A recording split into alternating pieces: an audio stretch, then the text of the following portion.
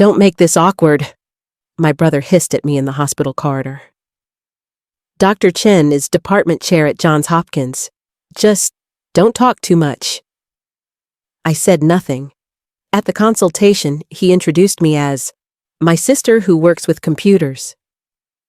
Dr. Chen extended his hand professionally. Dr. Reeves, he said warmly.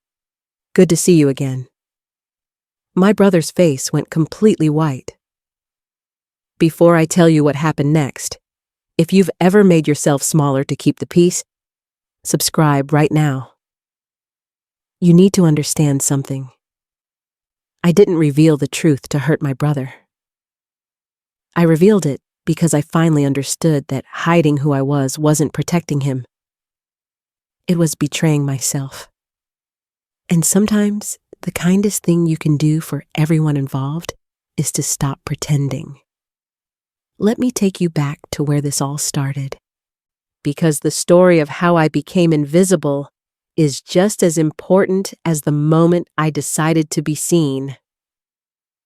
But let me back up, because the look on Daniel's face when Dr. Raymond Chen, one of the most respected cardiothoracic surgeons in the country, called me doctor, was 12 years in the making. I'm Sophie Reeves, 39 years old. Daniel is 42. Growing up, he was the chosen one. Captain of the debate team, student body president, full academic scholarship to Princeton. Pre-med track from day one. I was the quiet one. The one who spent Friday nights coding in my bedroom instead of at parties.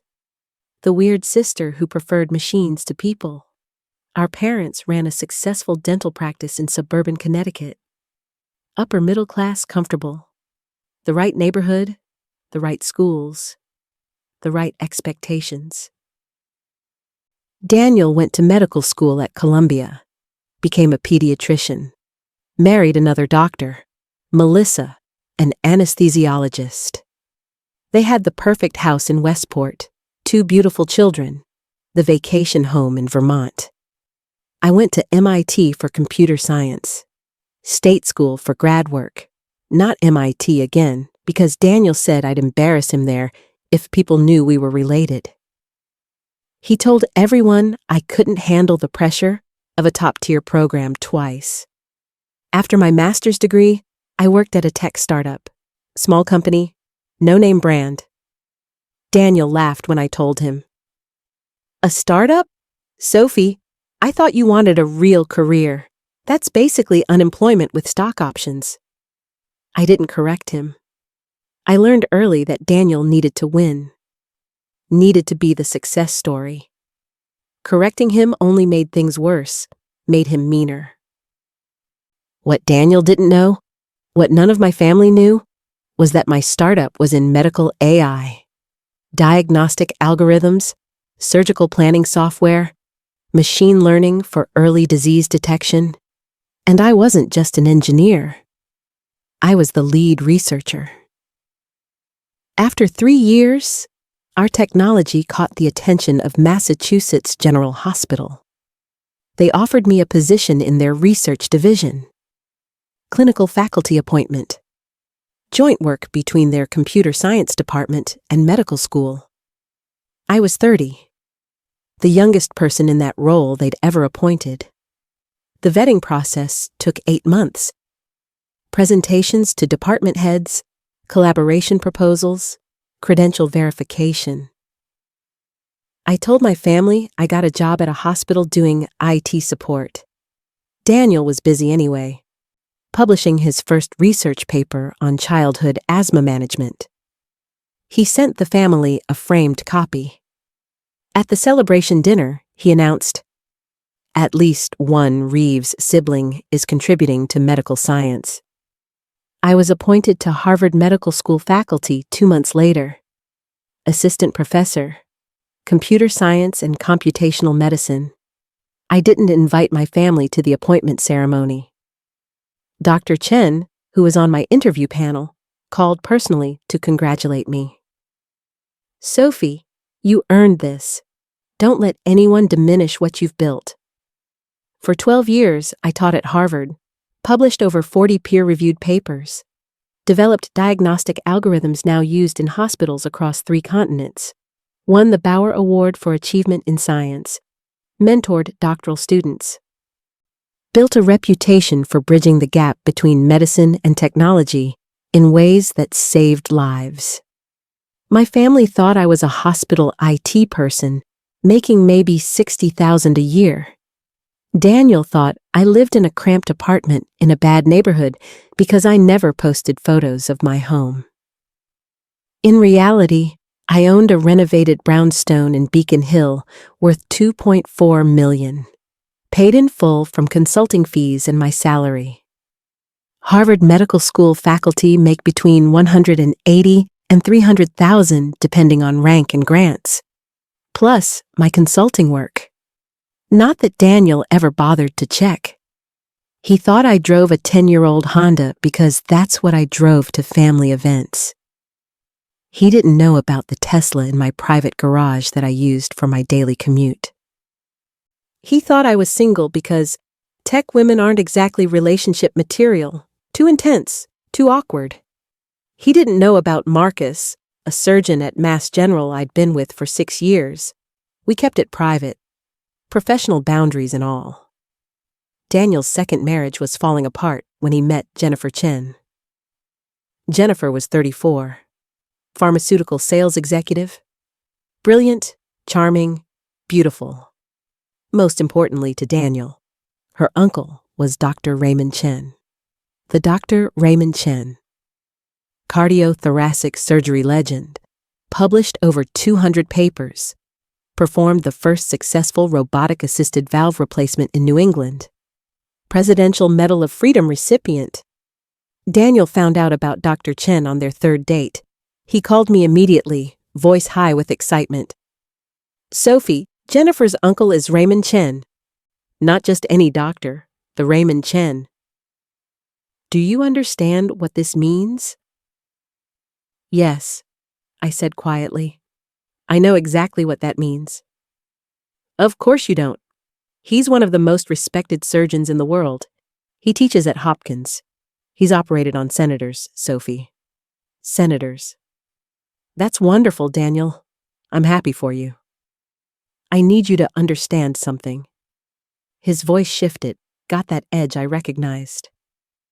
"This relationship is crucial for my career. Jennifer's family moves in circles you can't comprehend. Top-tier medical professionals, researchers, policymakers. Her uncle knows the Surgeon General personally. I understand." "Do you?" "Because I can't have you embarrassing me when you meet them. I can't have Dr. Chen thinking the Reeves family is ordinary." I said nothing. "You'll meet them eventually. When you do, just don't mention your job too specifically. If anyone asks, say you work in hospital administration. That's technically true." "Okay, Daniel. And please, Sophie, dress appropriately, not your thrift store cardigans. Jennifer's family has standards." The next 8 months were fascinating to watch. Daniel transformed himself into someone worthy of the Chen family connection. He joined medical boards, started attending cardiology conferences, even though he was a pediatrician, hired a personal stylist. His social media became a carefully curated exhibition of professional achievement and cultural sophistication. He called monthly with updates. Dr. Chen published another paper in the New England Journal. Can you imagine working at that level, Sophie? Of course you can't. But it's extraordinary. Jennifer's mother went to Wellesley. Their summer home is in Martha's Vineyard. They know the former governor. I met Jennifer's cousin. He's chief of surgery at UCSF. Chief Sophie. That's the kind of family this is. I listened, said congratulations, went back to my life. In October, I was invited to present at a national medical AI conference in Baltimore. My research on machine learning for cardiac imaging had just been published in Nature Medicine. Dr. Chen was the keynote speaker. We had dinner with several colleagues the night before the conference. Sophie, Dr. Chen said over coffee. I keep meaning to ask, any relation to a Daniel Reeves in Connecticut? Pediatrician? That's my brother, I said. His eyebrows rose slightly. Your brother? Jennifer never mentioned. Does he know about your work here? It's complicated. I keep my personal life very separate from my professional life. He studied me for a moment. Your family doesn't know what you do? No, sir. That must be difficult. I shrugged. It's easier this way. Daniel needs certain things to be true about me. Letting him think I'm unsuccessful means he's comfortable. Everyone stays happy. Dr. Chen frowned. That's not happiness, Sophie. That's accommodation of someone's insecurity. With respect, it's survival. He didn't push further, but I saw something in his expression. Understanding, maybe. Disappointment. In March, Daniel proposed. The proposal was elaborate. Private dinner cruise in Boston Harbor. Photographer hidden on board. The whole thing live-streamed to Jennifer's family. Daniel called me the next morning. Euphoric. It's official. I'm joining the Chen family. Jennifer's already talking about me collaborating with her uncle on research projects. Can you imagine? Me? Working alongside Raymond Chen? That's wonderful, I said. We're having an engagement dinner next month. Small, intimate, just immediate family. He paused. Which means you're invited, obviously. Of course. Sophie, I need you to understand. This isn't like our family dinners. These are elite medical professionals. Dr. Chen has trained surgeons who've gone on to run departments at Stanford, Mayo, Hopkins. They're not going to understand your situation. My situation? You know what I mean. The IT job. The lack of advancement. Just please don't talk about work too much. And definitely don't mention your apartment or that embarrassing car. I could have told him then. Should have, maybe. Instead, I said, I'll be appropriate. Thank you. This is important to me, Sophie. This family, this connection, it's everything I've worked toward my entire career. The engagement dinner was scheduled for April 12th at Oleana in Cambridge. Daniel texted me the dress code 3 times. Business formal. Nice business formal, Sophie. Not your conference clothes. I wore a charcoal silk dress from my closet. Understated, elegant, pearl earrings Marcus had given me for my birthday. I drove the Honda because I knew Daniel would be watching for it. I arrived exactly on time. Daniel was already there, wearing a designer suit, looking more nervous than I'd ever seen him. He grabbed my arm the second I walked in. Okay, ground rules. Let me do most of the talking. Don't bring up anything about your work unless directly asked. And even then, keep it vague. Jennifer's family doesn't need to know you're struggling. Understood. And Sophie? His grip tightened. Please don't embarrass me. This is the most important night of my life. Our parents arrived. Mom in her best dress, Dad in his one good suit, both looking slightly intimidated. Mom kissed Daniel, gave me a brief hug. Now, Sophie, she whispered. Daniel told us about Jennifer's family. Very impressive credentials. Please don't mention your job situation too much. We don't want them thinking we're ordinary. I understand, I said. Then Jennifer arrived with her family. Dr. Raymond Chen looked exactly as he did at conferences, distinguished, silver-haired, commanding but warm presence. His wife Linda was gracious in an elegant navy dress. Jennifer's parents seemed kind, if slightly formal. Jennifer made introductions. Dr. Chen, Aunt Linda, Mom, Dad. This is Daniel's family. His parents, Robert and Susan, and his sister Sophie. My younger sister, Daniel added quickly. She works in hospital administration, IT systems, nothing medical. He said it apologetically, like he was warning them about a disappointing relative. Dr. Chen extended his hand to my father. Robert, pleasure to meet you. Then he turned to me. Our eyes met. I saw the recognition, saw him process, saw the question form. I gave the slightest shake of my head. Not here, not now. He paused for just a fraction of a second, then smoothly said, Sophie, nice to meet you. Dr. Chen, I said quietly, the honor is mine. Daniel shot me a sharp look. Just call him Dr. Chen, Sophie. Don't be weird. We sat down. Large round table. Daniel positioned himself between Jennifer and Dr. Chen. Seated me at the far end between my mother and Jennifer's father. The dinner started normally enough. Conversation about the wedding venue, timeline, guest lists. Daniel dominated, laughing loudly, touching Jennifer's hand constantly, clearly performing.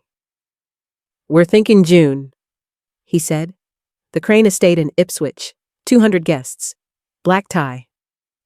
That sounds lovely, Linda Chen said warmly. Jennifer's uncle will be inviting so many influential people, Daniel continued. Won't you, Dr. Chen? I mean, you must know everyone in academic medicine. I know a few colleagues, Dr. Chen said carefully. A few? Daniel laughed. Jennifer says you have department chairs across the country on speed dial, that you've trained half the cardiothoracic surgeons currently practicing. That's an exaggeration. Still, it's incredible. Daniel's voice took on that pointed quality. I've always admired people who've achieved real excellence in medicine, who've made genuine contributions to the field. He glanced at me when he said it. Mom nodded enthusiastically.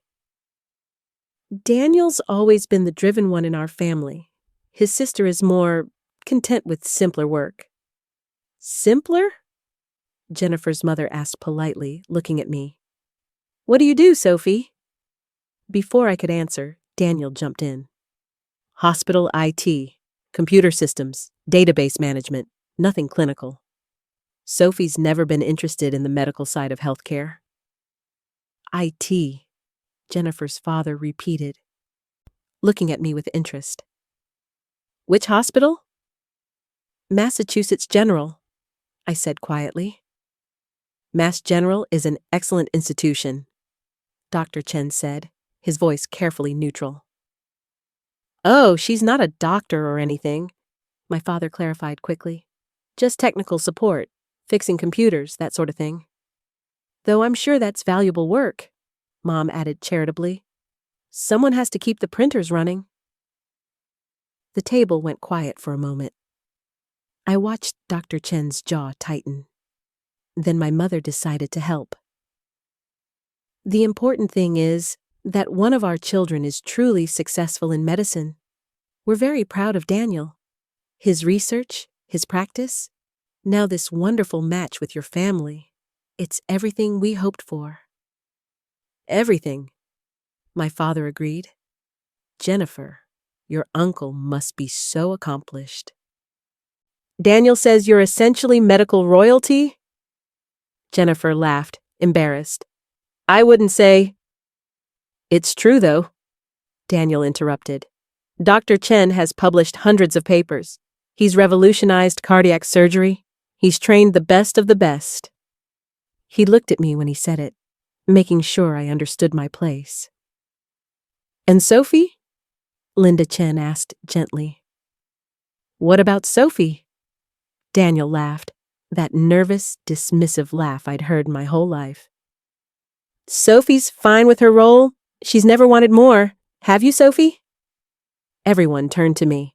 I could have ended it there, could have told the truth. Instead, I said, I'm content. Content, Daniel repeated, satisfied. See? Sophie knows her limitations. Not everyone needs to be a high achiever. Some people are just meant for support roles. He said it kindly, generously, like he was being magnanimous. My father nodded. We've accepted that our children have very different trajectories. Daniel reaches for excellence. Sophie reaches for stability. Dr. Chen set down his fork carefully.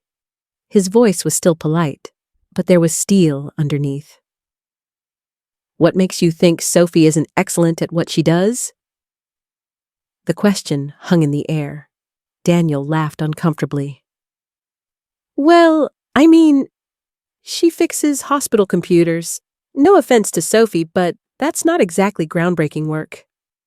No offense taken, I said quietly. Jennifer's mother was looking at me now, really looking. How long have you worked at Mass General? She asked. 12 years, I said. 12 years in IT? Jennifer's father pressed. You must have advanced. What's your current title? Daniel interrupted. Does it matter? Can we talk about the wedding? Jennifer wants to discuss the rehearsal dinner. What's your title, Sophie? Dr. Chen asked. The table went completely silent.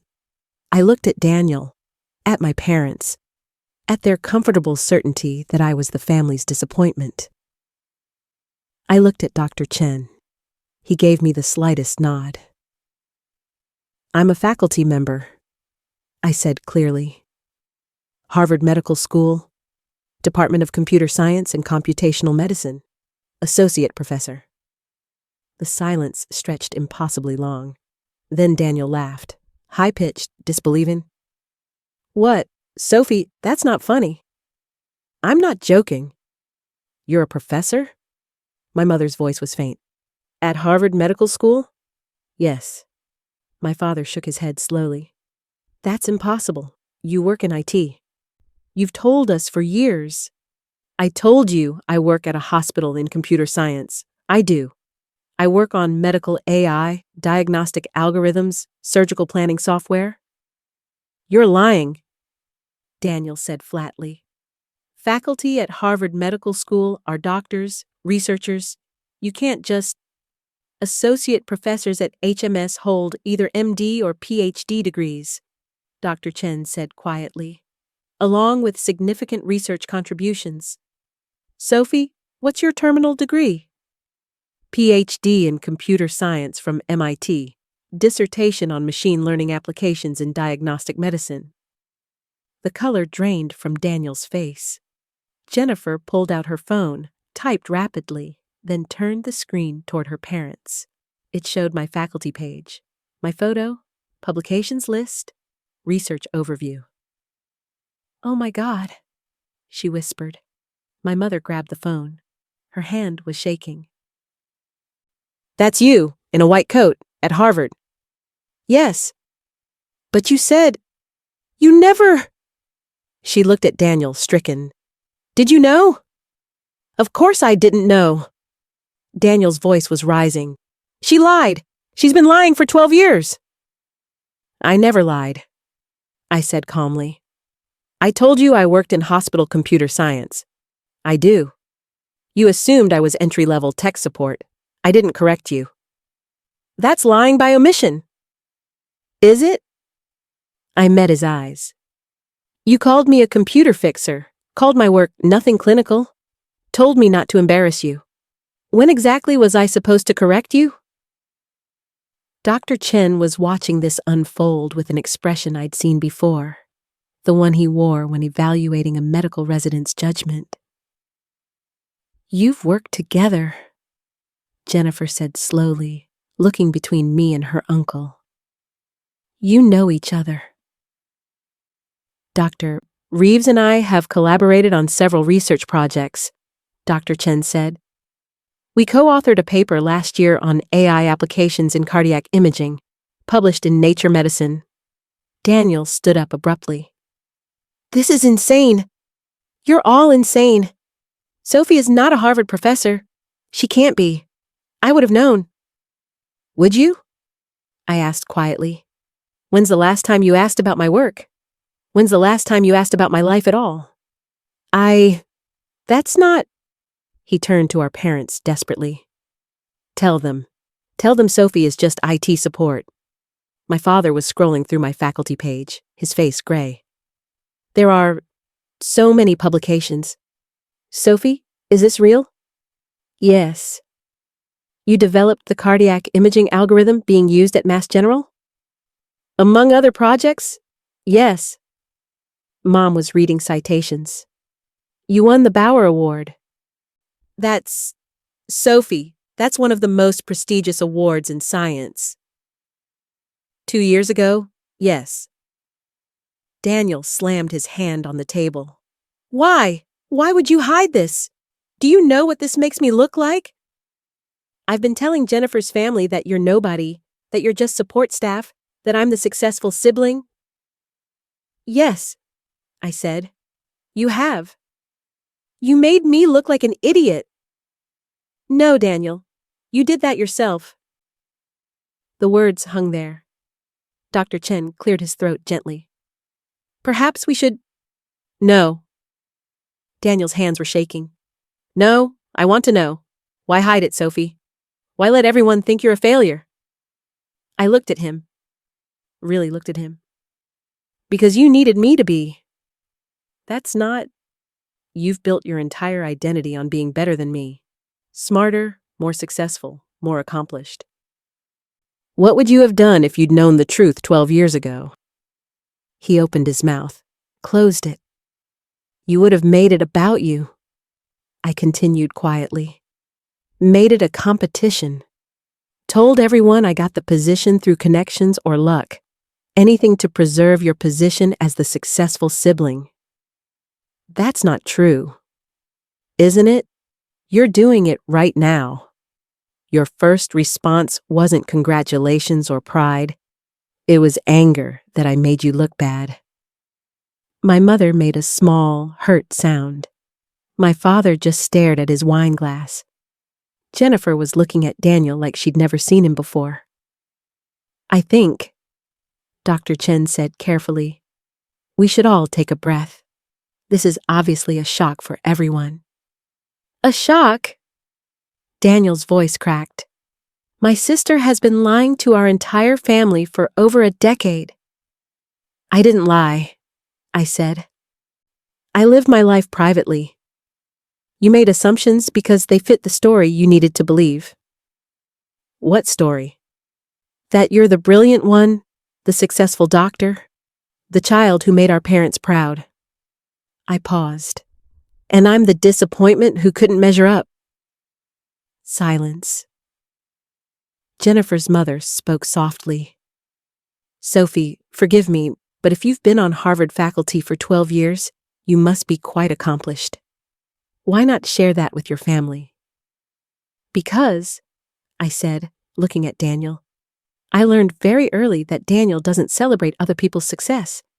He sees it as competition, as threat. That's not fair, Mom whispered. Isn't it? I turned to her. When's the last time you asked about my work and actually listened? When's the last time we had a family dinner where Daniel didn't compare us and find me lacking? No one answered. The waiter appeared with our entrees, sensed the tension, and vanished immediately. Dr. Chen leaned back in his chair. Sophie, I have to ask, why reveal this now? Because, I said, meeting his eyes, I've spent 12 years being invisible to make Daniel comfortable. I can't do it anymore. Not when he's joining a family that includes you, someone I respect immensely, someone who represents everything I believe about medicine and integrity. I looked at Daniel. I won't let your version of me be the truth Jennifer's family knows. You're doing this for revenge, Daniel said bitterly. No, I'm doing this because I deserve better, because I've earned better. I picked up my purse. I'm sorry, Dr. Chen. Linda, Jennifer, I know this isn't how you wanted to meet my family. Don't apologize, Dr. Chen said firmly. You have nothing to apologize for. Sophie, wait, my father started. No, Dad, I'm done waiting. I'm done being quiet. I'm done making myself smaller so Daniel can feel bigger. I looked at Daniel. I hope Jennifer makes you happy. I hope you build a good life together. But I won't be part of a family that requires me to pretend I'm someone I'm not. You're just leaving? Mom said. Just like that? Just like that. Jennifer stood suddenly. Wait, Sophie, Dr. Reeves, can I walk you out? I nodded. In the parking lot, Jennifer leaned against my Honda. So, Harvard Medical School faculty. So, pharmaceutical executive. She laughed, but it was shaky. Daniel's been talking for months about how different you two are. How he's the accomplished one and you're just getting by. I know. I Googled you 3 weeks ago, she said quietly. After Daniel said something particularly dismissive about your computer job. I wanted to see what you actually did. And I found 47 peer-reviewed publications. A TED Talk on AI in medicine that has 2 million views. Awards from organizations I'd never heard of, but that Google said were incredibly prestigious. Why didn't you say anything? I wanted to see if Daniel knew. If he was just protecting your privacy or something. She looked at me. But he genuinely has no idea who you are, does he? No. She trailed off. That's really sad. It is what it is. For what it's worth, Jennifer said. My uncle respects you enormously. He's mentioned your work several times. He had no idea you were Daniel's sister. I kept it separate for a reason. Because of Daniel. Because of all of them, I corrected gently. My whole family. They needed me to be the disappointment. It was easier to let them have that than fight for recognition I didn't need from them. Jennifer was quiet for a moment. I don't know if I can marry him, she whispered. That's not because of me. Isn't it? The way he talked about you tonight, the way your parents talked about you, it wasn't a one-time thing. It's who they are. Daniel loves you. Maybe. But he also needs to be superior to someone. And if it's not you? She looked at me. Who will it be? Me? Our children someday? I had no answer for that. Thank you, she said finally, for showing me who he really is. I didn't do it for you. I know. You did it for yourself. That makes it matter more. I drove home to my cramped apartment, my 3,000 square foot brownstone with original molding and a roof garden. I texted Marcus. Family dinner was eventful. I'll tell you everything tomorrow. He called immediately. Eventful good or eventful bad? Eventful necessary. You told them. I told them.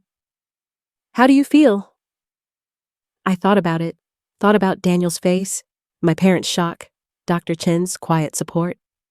Free, I said. The texts started around midnight. Daniel, I can't believe you did this to me. Daniel, you ruined everything? Daniel, Jennifer's family thinks I'm a horrible person now. Daniel, how could you embarrass me like this? I didn't respond. Then my mother. Sophie, we need to talk. Your father is very upset. Mom, this isn't how family handles disagreements. Mom, you made us all look foolish. You need to apologize to your brother. I turned off my phone. The next morning, I had 23 missed calls, 7 voicemails. My father's voice, tight with anger. Sophie, this was completely inappropriate. You humiliated Daniel in front of Jennifer's family. You need to call him immediately and apologize. My mother, crying. I don't understand why you kept this secret from us. We could have been so proud. Why would you hide this? Daniel, barely coherent. Jennifer is reconsidering everything. Her family wants her to think carefully about marrying into our family. You've destroyed my life. I hope you're happy. And then, surprisingly, Sophie, it's Jennifer. I know you probably don't want to hear from any of us. But I wanted you to know, my family isn't reconsidering because of you. They're reconsidering because of how Daniel treated you. There's a difference. Also, Uncle Raymond wants to know if you're free for coffee next week. He has a research proposal he wants to discuss.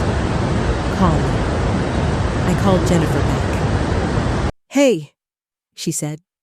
You okay? Getting there. My family had a long conversation last night about Daniel, about how he talks about people, how he measures worth. Jennifer, this isn't... He spent an hour trying to convince us that you somehow tricked everyone, that you're manipulative, that everything you said was designed to make him look bad. What did you say?